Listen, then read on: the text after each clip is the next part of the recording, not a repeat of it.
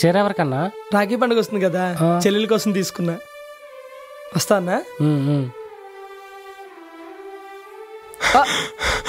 ఏమైందా? చెల్లమ్మ చెల్లెమ్మ చెల్లమ్మ ఏమైందిరా? చెల్లమ్మ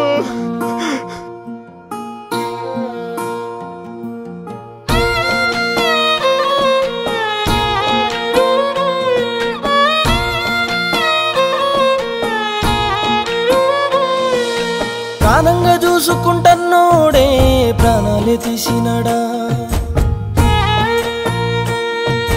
నూరెళ్ళు నీ బంధమయ్యినోడే నీకు యముడు ఆయనా.